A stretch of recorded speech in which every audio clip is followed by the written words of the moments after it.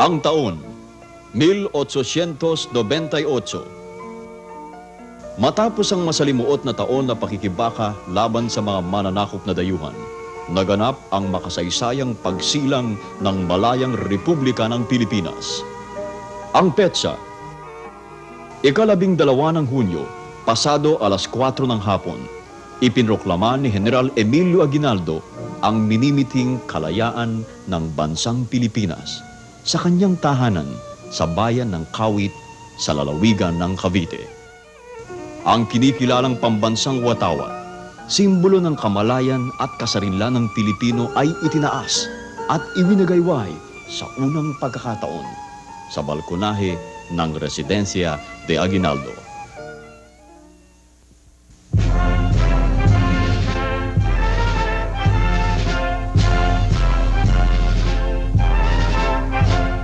Halos may 100 taong nakalipas, itinugtog sa unang pagkakataon ng banda ng San Francisco de Malabon ang Marcha Nacional Filipina, hango sa komposisyon ng musikero na si Julian Felipe.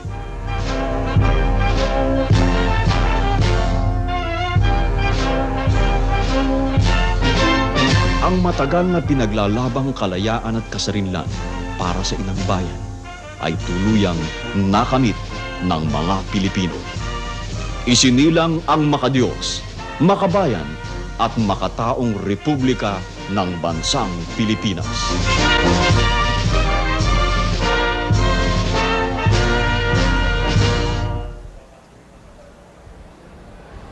Mabuhay Pilipinas, maligayang araw ng kalayaan sa inyong lahat at magandang hapon po.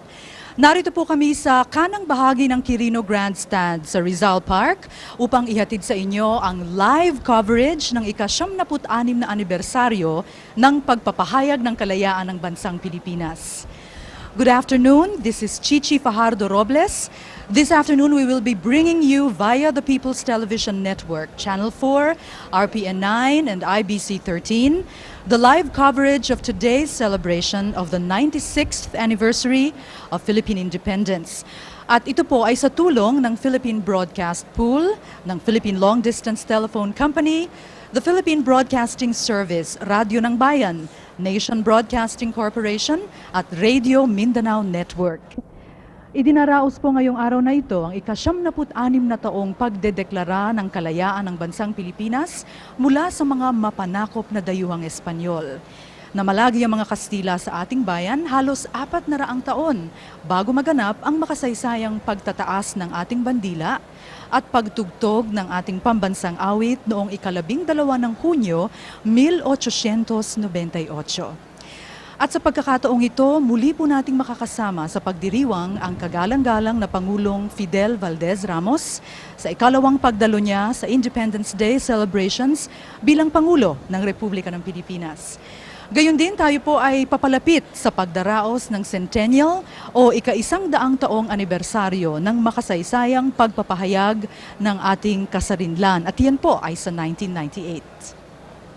Kayo po ay patuloy na sumusubaybay mga kaibigan dito sa live coverage ng Independence Day program dito po sa Quirino Grandstand. Alam niyo po kanina pa lamang alauna ay nagdagsaan na ang mga kababayan nating nagsidayo kung saan-saan galing na lugar dito po sa makasaysayang Quirino Grandstand na kung maaalala po ninyo ay tinatawag noon na Freedom Grandstand sa Rizal Park. At narito po sila, pareho na rin kami, upang makibahagi sa iba't ibang pagdiriwang sa araw na ito. Ang ilang tao nga po ay nagsisipag-unahan upang makakuha ng pinakamagagandang pwesto kung saan ay kanilang mapapanood itong palabas natin ngayong hapon. Alam po ninyo, umaga pa lamang ay nasimulan na natin ang iba't ibang programang kabilang sa mga pagdiriwang ngayong araw. At kabilang nga po riyan ang makahulugang pagtataas ng ating bandila sa iba't ibang national shrines o pambansang dambana. Pinangunahan po ni Pangulong Fidel V. Ramos sa Kawit, Cavite. Sa Rizal Monument naman, ang flag-raising rites ay pinangunahan naman ng ating kagalang-galang na Vice Presidente Joseph Estrada. Si Chief Justice Andres Narvasa ay nanguna naman sa pagtaas ng bandila sa simbahan ng Baraswain sa Malolos, Bulacan. At sa Pinaglabanan Shrine ay naroon po kanina si Senate Majority Floor Leader Alberto Romulo. Samantalang si Defense Secretary Renato de Villa naman ang siyang nanguna sa flag-raising rite sa Museo de los Veteranos de la Revolucion sa North Cemetery. Kasama rin po sa mga pagdiriwang ngayong umaga ang idinaos na Van d'Honneur na ginanap sa Ceremonial Hall sa Malacanang Palace. Mayroon po tayong inihandang ulat sa mga pangyayaring yan. Narito po ang resulta ng mga pooled reports na ipinadala ng ating mga kasamahan at aming tinipon ngayong umaga.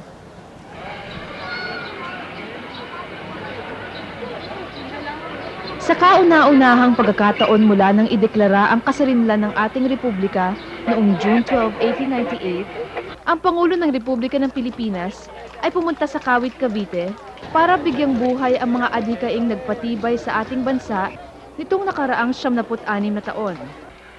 Ang arrival honors para kay Pangulong Fidel Valdez Ramos ay ginanap sa mismong tapat ng Aguinaldo Shrine.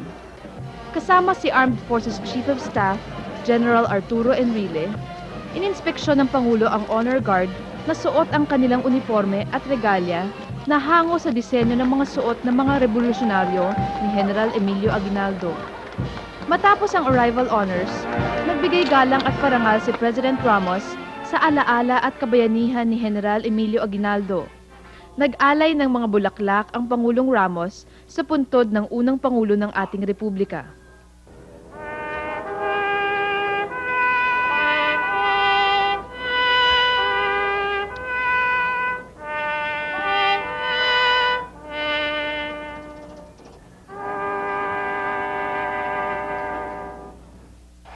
Makaraan iyon ay pumanaog si President Ramos sa balkonahe ng bahay ni General Aguinaldo para sa makasaysayang pagtaas ng watawat.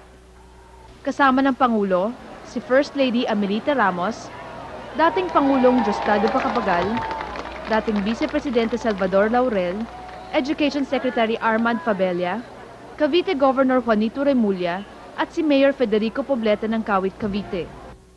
Naroon rin sina dating Prime Minister Cesar Virata at si Justice Amerfina Melencio Herrera, mga descendants ni General Aguinaldo.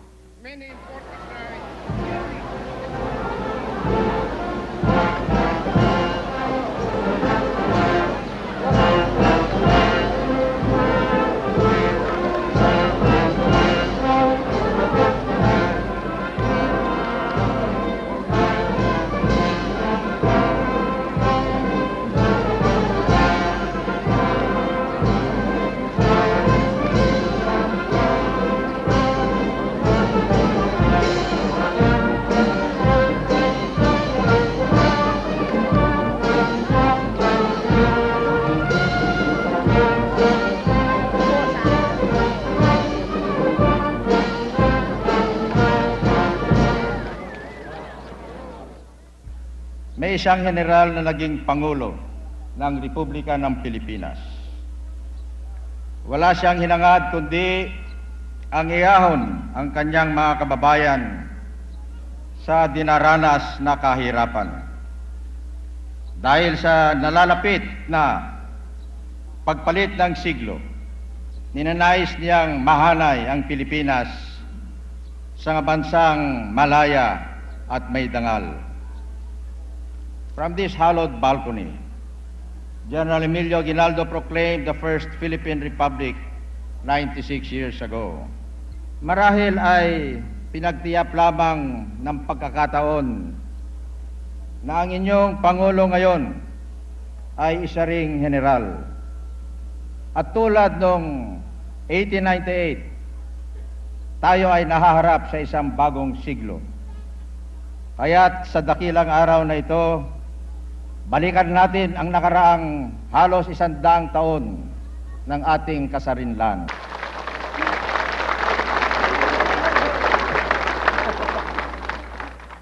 Siyam-na-put-anim na taon nakaraan ng June 12, 1898, ibang uri ng kalayaan na ang ipinaglalaban ng mga Pilipino.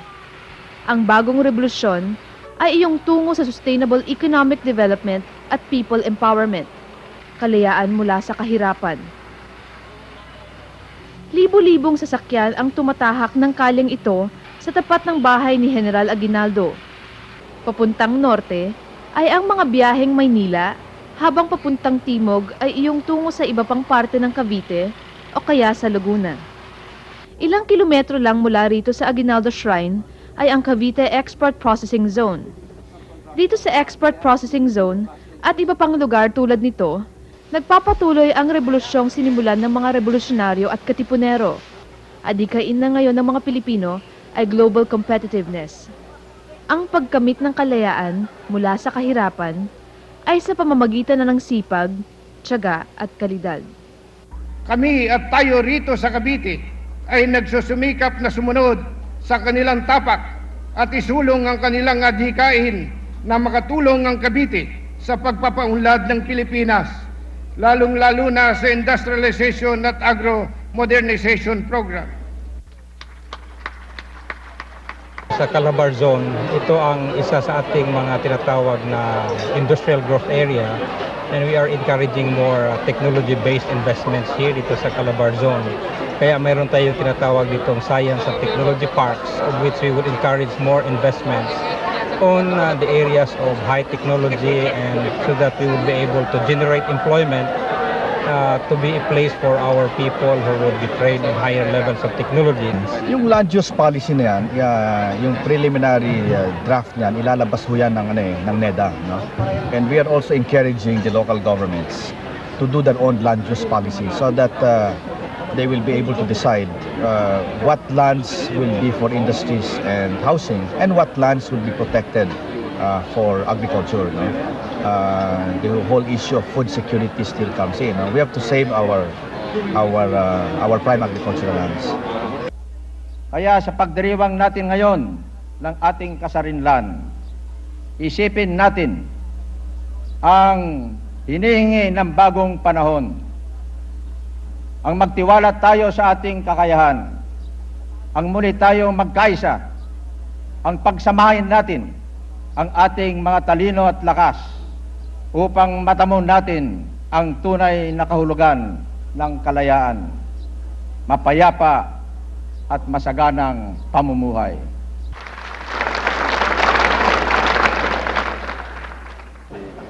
Paggagaling sa Kawit, Cavite, isang van dinur ang handog at pagbati ng Pangulong Ramos sa mga ambasador at representante ng mga ibang bansa. Ang bahaging ito ng Independence Day celebration ay tradisyon at isang magandang pagkakataon para ang Pangulo ay makapagpasalamat sa international community sa kanilang pagtulong sa ating bansa. Umaabot sa may halos 55 mga kinatawan mula sa iba't ibang bansa ang nagsidalo sa ceremonial hall ng Malacanang para makiisa sa pagdiriwang ng Araw ng Kasarinlan. Sa kanyang pahayag, binigyang diin ng Pangulo ang kahalagahan ng bagong hamon na kinakaharap ng mga Pilipino. Ito ay ang mapabuti ang kanilang kalagayan sa gitna ng mga kaganapan ngayon sa bansa. Subalit gaya rin ng tinura ng Pangulo, manatili at kapulutan sana ng aral ng bagong henerasyon ang mga pagsisikap at sakripisyong nagbigay daan sa pagtatamo natin ng kalayaan. 76 na taon na ang nakararaan.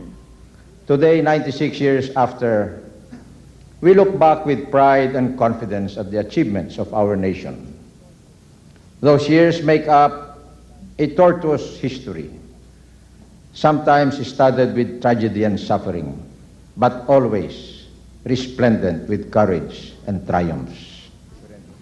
At kasabay nga ng pagdiriwang natin ng Araw ng Kasarinlan, ipinahayag ng Pangulo ang patuloy ng pakikiisa ng bansang Pilipinas sa kanyang mga karatig bansa. Ayon sa Pangulo, ito ay tungo sa matibay na pagbubuklod-buklod ng mga bansa para sa ikapagtatamo ng kaunlaran at kapayapaan, particular na sa Asia-Pacific region. We regard our membership in the Association of Southeast Asian Nations, or ASEAN, as our primary foreign policy commitment, and the larger Asia-Pacific region as the cornerstone of our foreign relations. We subscribe wholeheartedly to the Asia-Pacific ideal of open regionalism. We believe that, for the first time, our region has the chance to build mutual security and stability, not on the basis of arms or military alliances, but on interdependent economies that will provide adequacy for the peoples of our region. Araw ng kasarinlan, araw ng pagdiriwang. At para sa lahat ng mga nakikiisa sa araw na ito, isang maligayang pagbati mula sa pinuno ng bayan. In this spirit, on this happy occasion, please join me now in a toast to Philippine independence, to international peace and prosperity, and to our everlasting friendship with all peoples. Mabuhay! Ang inyo pong natunghayan ay bahagi lamang ng mga pagdiriwang na naganap ngayong araw na ito. Lalo na nga po yung nakita ninyo ngayon lamang ay ang Van d'Honneur na ginanap sa Malacanang. Ang Van d'Honneur po ay isang seremonya kung saan ang mga diplomats, ang mga iba't ibang sugo galing sa ibang bansa ay nagbibigay po ng pugay sa pagdiriwang ng anibersaryo ng kalayaan ng ating bansa. Yan po kasi ay galing sa wikang Pranses, ang Van d'Honneur. At nauna po riyan, pinakita rin namin ng mga naganap kaninang umaga sa Kawit, Cavite, kung saan nanguna po ang ating Pangulo sa pagtataas ng ating watawat doon. At yan po, kung di kami nagkakamali, ay kauna-unahan ang ating Pangulo ay hindi nagtaas ng bandila dito sa Luneta, kung hindi nagtungo mismo sa makasaysayang lugar ng Kawit, Cavite. At kung babalik tanawin po natin ang mga sinambit ng ating Pangulo sa kanyang talumpati sa Kawit, Cavite kaninang umaga, inihalin tulad po niya ang kanyang sarili sa General Emilio Aguinaldo, ang isa sa mga bayaning dinadakila sa araw na ito. Tatlong bagay po ang kanyang binanggit. Ang una ay pareho nga naman silang general ni General Emilio Aguinaldo, pareho silang naging Pangulo. At ang isa pang punto ay ang pagiging Pangulo nilang dalawa sa pagtatapos ng siglo.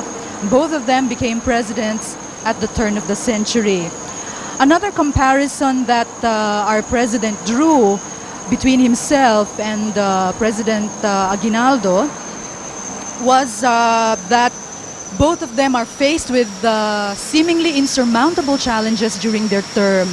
Noon nga po, nagkaroon ng revolusyon sa panahon ni Aguinaldo, ngunit sa panahon naman ni Pangulong Ramos ay problema tungkol sa kahirapan at tungkol sa ekonomiya ang kanyang kinakaharap. Ibig po namin ipaalam sa inyong lahat, mga kaibigan, na tila naririto na ang ating Pangulo, ang ating unang ginang, Amelita Martinez Ramos. At sa ilang sandali po ay makakapiling na natin ang Pangulo dito sa Quirino Grandstand, kung saan isasagawa po ang kalakaran ng program proper ng pagdiriwang natin ng Independence Day ngayong hapong ito. Yung pong mga binanggit ng ating Pangulo sa Kawit at maging sa kanyang talumpati sa Van d'Honneur ay may pagkakahawig. Binigyan po niya ng tuon ang kahalagahan ng pagkilala natin sa mga sakripisyo ng ating mga bayani at hinamon din po niya ang ating mga kababayan na tumulong upang kalabanin ang ibang uri ng digmaang kinakaharap natin ngayon, ang digmaan laban sa kahirapan. Mga kaibigan, narito na po ang ating kagalang-galang Pangulong Fidel Valdez Ramos.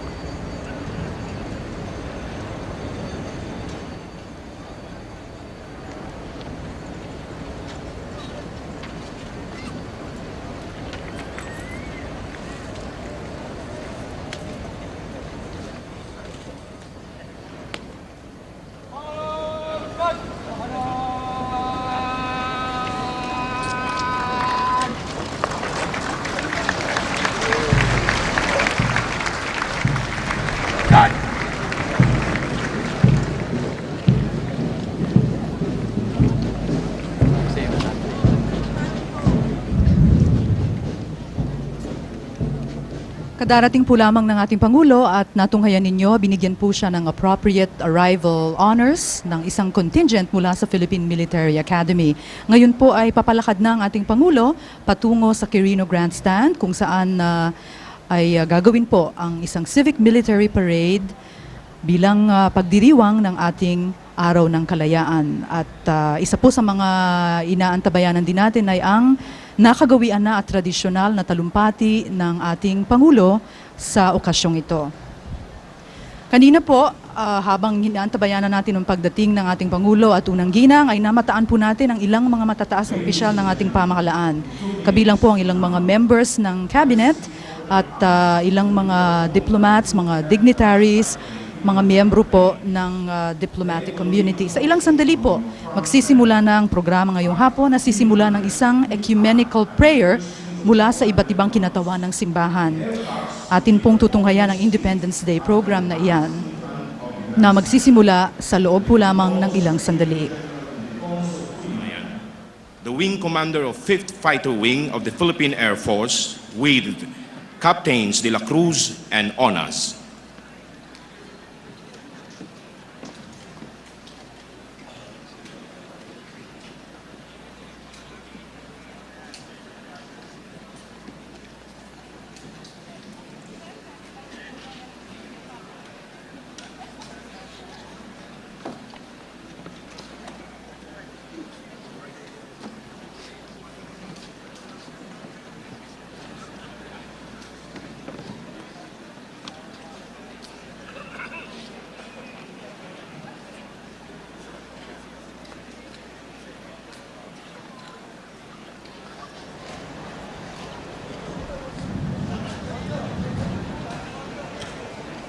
Patuloy po ang ating pagsubaybay sa mga pangyayari sa Independence Day program dito sa Quirino Grandstand.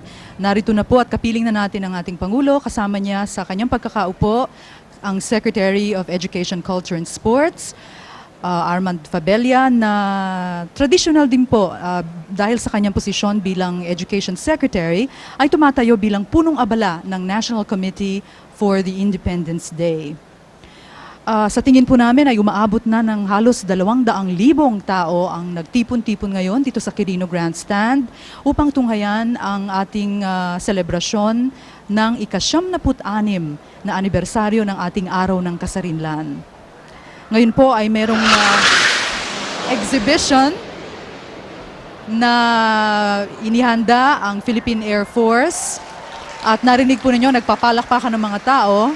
At ako po ay medyo natakot ng kaunti dahil dumaan sa ibabaw mismo ng bubong ng Quirino Grandstand. Subalit siguro wala naman dapat ikatakot dahil eksperto ang ating mga piloto ng Philippine Air Force na kasama sa espesyal na exhibition ito. Katulad nga po ng nabanggit natin kanina ay nagsidalo rin ang mga mahahalagang personahe sa ating pamahalaan.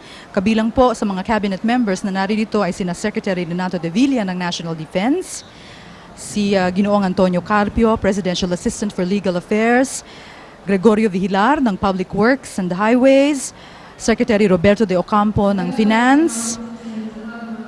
Ngayon po ay nagsimula na ang programa at ang ating mga MCs ay sina Ginoong Robert Arevalo at Binibining Boots Anson Roa. Ang ating mga ninunoy nagpakasakit at isinugal ang kanilang mga buhay, makamtan lamang ang malayang pagwagayway ng bandila ng Pilipinas. Ngayon pong ika-76 na anibersaryo ng ating kalayaan, marapat lamang na dakilain natin ang ating mga bayani at magbigay-pugay tayo sa ating minamahal na Republika. Magsitayo po tayo at sabay-sabay po nating awitin ang pambansang awit ng Republika ng Pilipinas.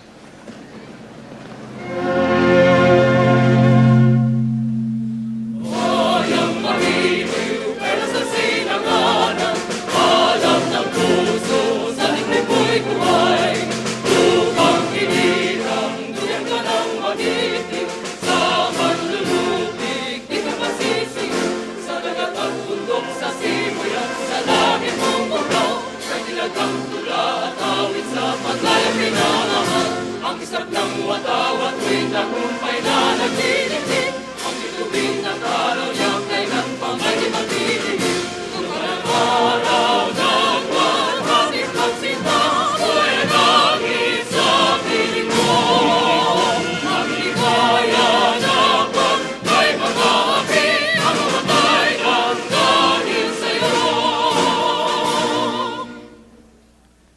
Manatili po tayong nakatayo para sa ating ekumenikal na panalangin na pamumunuan ng mga sumusunod. Imam Haji Ali Abdul Aziz ng relihiyong Muslim, Monsignor Nico Bautista ng Simbahang Katoliko, Bishop George Castro ng National Council of Churches in the Philippines, Father Warlito Baldomero ng Philippine Independent Church, at Reverend Ephraim Tendero at Reverend Alconga ng Philippine Council of Evangelical Churches. Bismillahirrahmanirrahim. Alhamdulillahi Rabbil Alamin. Ar-Rahmanirrahim. Maliki yaumiddin, iyyaka na'budu wa iyyaka nasta'in. Ihdina siratal mustaqim, siratal ladzina an'amta 'alaihim ghairil maghdubi 'alaihim waladdallin. Amin. In the name of Allah, most gracious, most merciful, and praise be to Allah, the Lord of the universe, and gave us these externers, and He is also the, what is this?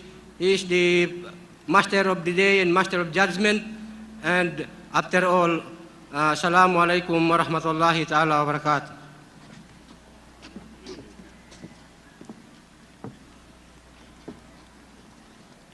Sa paggunita ng mga taon ng kalayaan, naalala namin ang mga bayani ng aming lahi sa kanilang pagbuwis ng pawis, dugo at buhay upang kami ay makaabot sa pamumuhay ngayon na malaya at nagsasarili.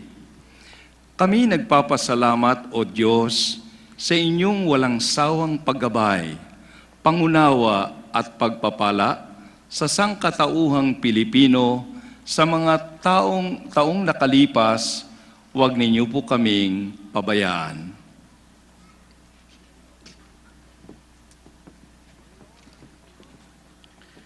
Panginoon naming Diyos, Ama namin sa kalangitan, hinahangad namin ang mga biyayang galing sa iyo, pambansang pagkakaisa sa damdamin at diwa, kapayapaan na bunga ng katarungan at kabaitan, karunungan para sa aming mga namumuno, lalo na sa aming pinakamamahal na Pangulo, ang Presidente Fidel V. Ramos, sa mga mambabatas, sa mga aming mga hukom, inyong pagpalain ang aming mga lupain at ang karadagan ng masaganang ani upang ang sangkatauhang Pilipino ay mamuhay na maginhawa at marangal.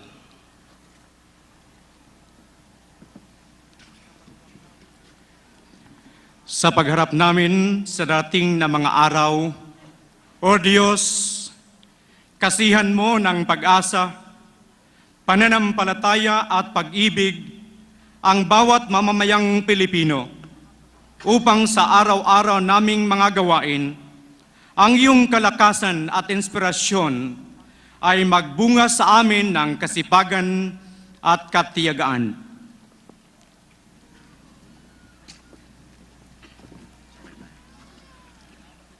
Maingat naming ibinabalik sa iyo, Panginoon, ang lahat na kapurihan, dangal at kalwalhatian. Ikaw lamang ang makapangyarihang Diyos ng bayang Pilipinas, at kami ang iyong masunuring sangkatauhan, ngayon at magpakailanman, sa pangalan ni Kristo Jesus. Amen. Mga kaibigan, ang tagapangulo ng Pambansang Komite na nangasiwa sa ika-76 na pagdiriwang ng Araw ng Kasarinlan, ang kalihim ng edukasyon, ang kagalang-galang Armand V. Fabella.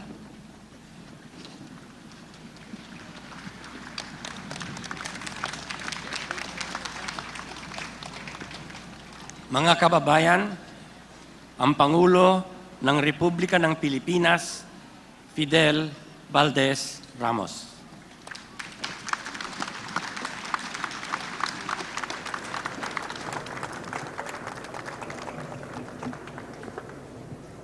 Maraming salamat, Kalihim Armand Fabella. Your Excellencies of the Diplomatic Corps, mga piling panauhin, former President Diosdado Macapagal, the distinguished members of the Senate and of the House of Representatives, of the Supreme Court and the Judiciary, other special guests, mga mahal na kapatid, mga mahal na kababayan.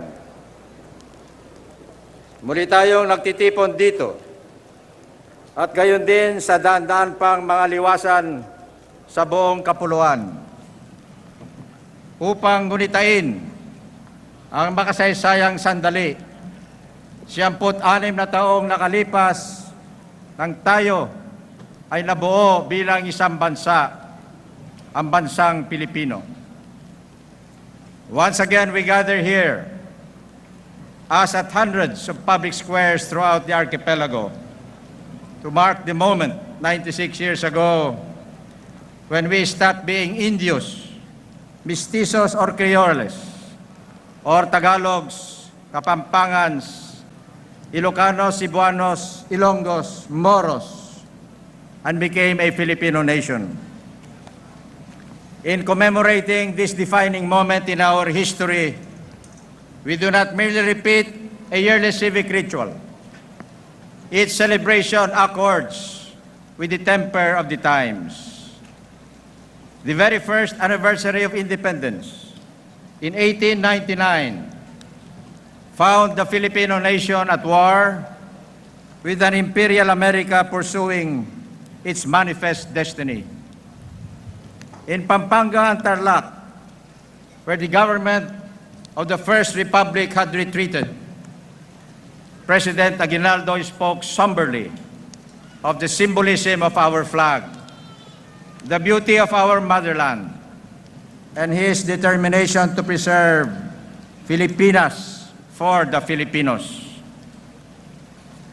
By the time that war ended, our First Republic had been extinguished, and for years thereafter, June 12 became a day to be remembered only in secret, in silence, and in sorrow. Today we celebrate June 12 with great joy and optimism. Even this rain this afternoon right on top of our heads is a good sign. After years of strife and insurgency, we once again enjoy political stability and civic order. After years of drift and decline, our economy has been restored to health and vigor. Many among us had always thought government to be a part of our problems. But today, government is proving it can be a part of their solution. That the economy is poised for takeoff, we can see from the heights reached by our equity market, the dramatic rise in foreign investments and export receipts, and our successful return to the capital markets. Over January, February, and March, the economy expanded by 4.8%,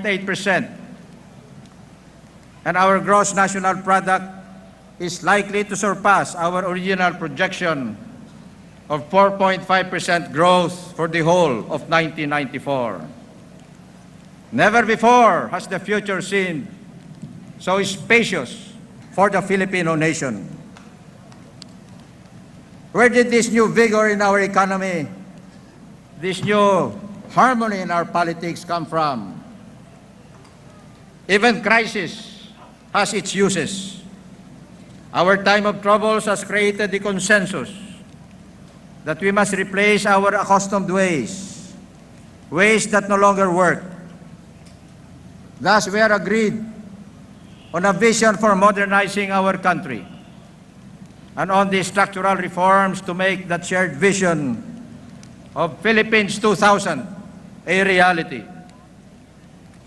Existing cooperation between the executive and the legislative has prevented the gridlock which had obstructed policy making in previous administrations.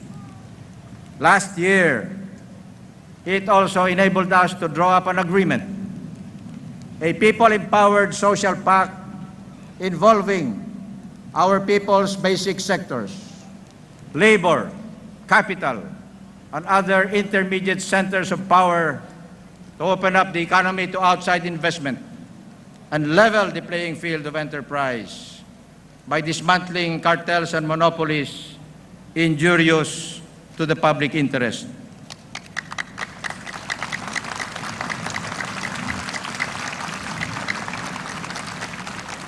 If in the old days we Filipinos had mistakenly equated nationalism with economic self-sufficiency, today we have stopped being indifferent and complacent in the face of outside competition. We have regained our faith in our capabilities as a people. And once again, we dare measure ourselves against the best in the world. Mga kababayan, naibalik natin ang pagtitiwala sa ating mga sarili, sa ating kakayahan. At muli, tayo ay nakahandang makikipagsukatan ng kakayahan sa buong mundo. Even as we consolidate our economic gains and carry out our agenda of socio-political reform, we can now begin to look beyond economic growth to the complete modernization of our beloved country. Because modernization is not only about expanding the economy. Being modern should not merely mean accumulating material goods, chasing after personal success, and seeking instant self-gratification. In fact, there are many countries where the pursuit of a policy of every man for himself has merely produced recurring social crises in the workings of the state, in family relationships, and in civil society. Modernization properly means people sharing a belief and commitment in how society should be ordered, for what purposes, and for whose benefit. The modern Filipino society we envision is one that continues to care for the family, for the poor, the old, the weak, and the vulnerable, while ensuring the cohesion, competitiveness, and strength of the nation as a whole. Ito rin ang sambayanang minimithi ng ating mga bayani. Isang bansang makadiyos, makabayan, makatao at makakalikasan.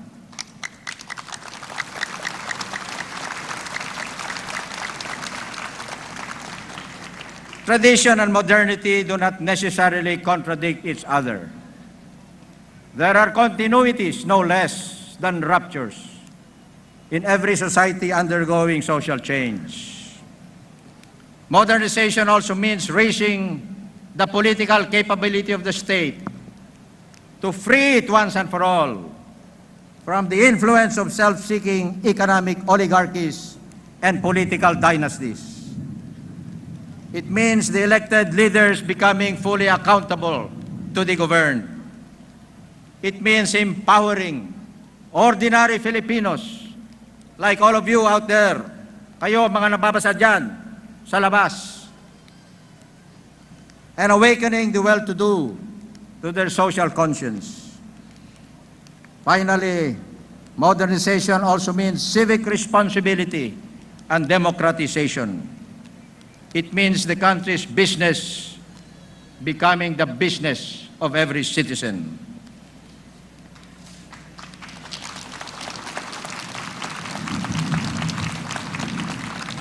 Our democracy is far from perfect.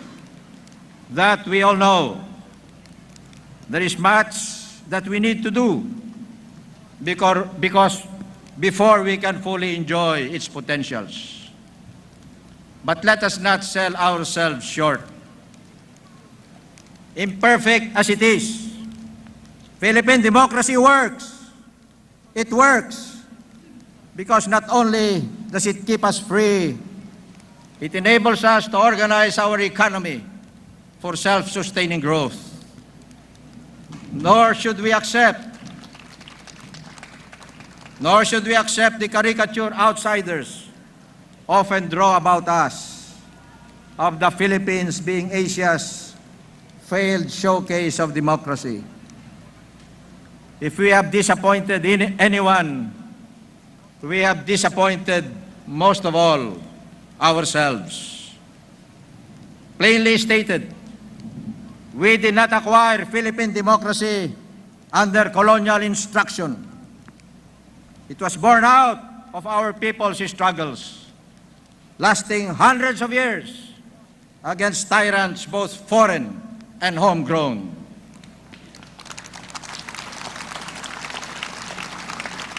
It is on this basis that we can justly claim having founded Asia's first republic. With such a head start, of course, we ought to have succeeded much better in governing ourselves and in fostering our economic development and social cohesion.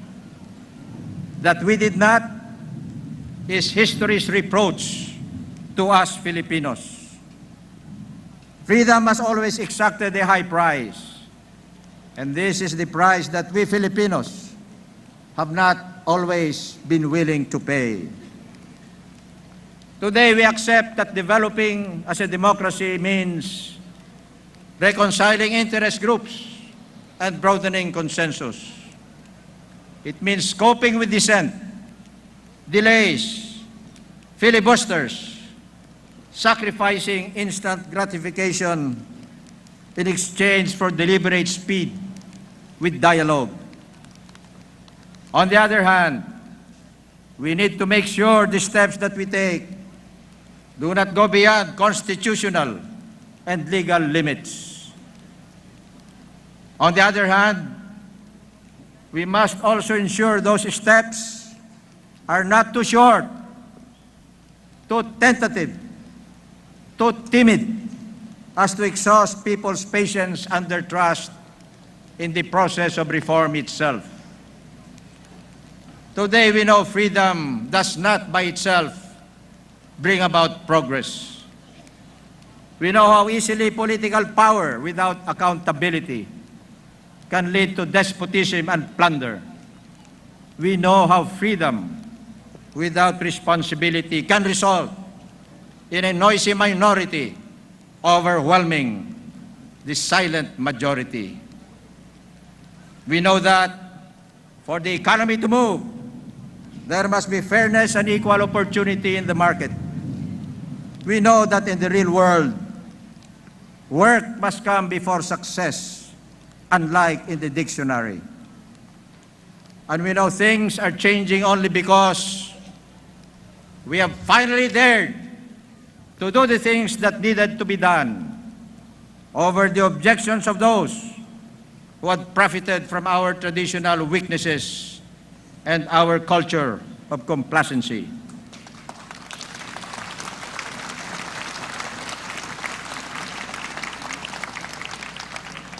We envision the next 100 years to be a fast-changing world with the advance of knowledge and information technology. The emphasis will be less political, less military, less ideological, for changes will be impelled more by economic needs and ecological concerns. It will be an age where the norm will be more of cooperation and mutual support rather than narrow nationalism, where economic gains will be evaluated against their social costs, where accomplishments will not be measured merely on the basis of results, but also on how such results were achieved, where men will be esteemed on the basis of values rather than valuables. In short, the times call for heroes who are visionaries and capable of continually reviewing with the times. We need heroes who make a deliberate effort to know and understand the changes that are happening around them, is take a position on the issues that underlie such changes, and take responsibility for their action or inaction. We need heroes who are proactive in seizing the moment in times of crisis and of opportunity.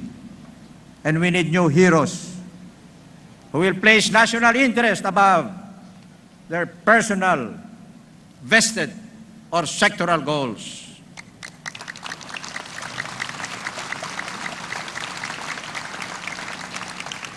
It is this new breed of heroes who will propel our country and prepare us for the more complex challenges of the 21st century. And we need those heroes now. Friends and countrymen, our protracted crisis has had its uses. We have finally raised from within ourselves the will to change and to overcome crisis. And now that we have tasted the first sweet fruits of reform, made possible because of the exercise of our political will, we should strive to do more.